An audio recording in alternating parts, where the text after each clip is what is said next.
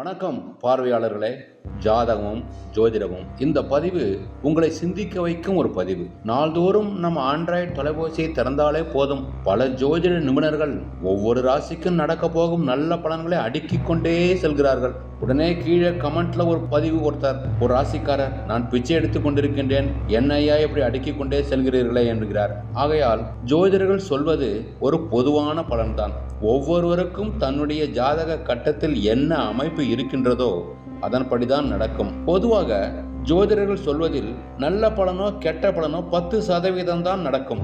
ஆகையால் ஜோதிடத்தை முழுமையாக நம்பாமல் பரம்பொருளை முழுமையாக நம்புங்கள். கடவுள் ஒருவரே, ஒன்றே குலம், ஒருவனே தேவன். ஒவ்வொருவரும் நம் கண்ணுக்கு தெரியும் 3 கிரகங்களை ஜோதிட நம்பிக்கை இருந்தால் வணங்குங்கள். இயற்கை என்னும் மகாசக்தி நம் கண்ணுக்கு தெரியும்படி அவைகள் அமைந்திருக்கின்றன.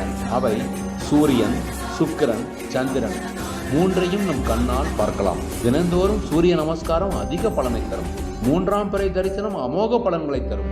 மேலும் விடியற்காலையில் கீழ்வானத்தில் சூரிய உதயத்திற்கு முன் தோன்றும் சுக்கிர பகவான் தரிசனம் பல நல்ல பலன்களை தரும் என்று ஆன்மீக பெரியோர்கள் கூறுகிறார்கள். மேலும் சில சமயங்களில் ஜோதிடர்கள் வெவ்வேறு விதமான பரிகாரங்களை சொல்கிறார்கள்.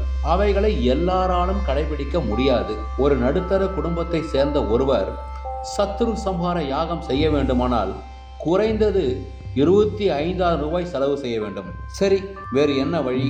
வாழ்வில் ஏற்படும் பல துன்பங்களுக்கு கவலையை விடுங்கள்.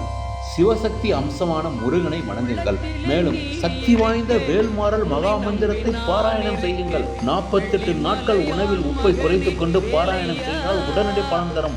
கிரக தோஷங்களை போக்கும், துன்பங்கள் தூள் தூளாகும். ஆகையால் முழுமையாக இறைசக்தியை நம்புங்கள். உங்களுக்கு கிரகங்களின் பலனும் கிடைக்கும். மேலும் எந்த ஜோதிடரும் சுனாமி வந்ததை சொல்லவில்லை, கோவிட்-19 பற்றியும் சொல்லவில்லை. இதில் ஒரே ஒருவர் மட்டும்தான் விதிவிலக்கு. அவர் மறைமுகமாக கோவிட்-19 பற்றி குறிப்பிட்டிருக்கின்றார் தன்னுடைய இதழில். ஆகையால் ஜோதிடர்கள் சொல்லும் பலன்கள் பொதுவானதுதான். வாழ்வில் இறைவனை முழுமையாக நம்புங்கள். கிரகங்கள் உங்களுக்கு துணை புரியும். மேலும் தொடரும் இந்த பதிவு. நன்றி. பார்வைக்கு நன்றி. வணக்கம்.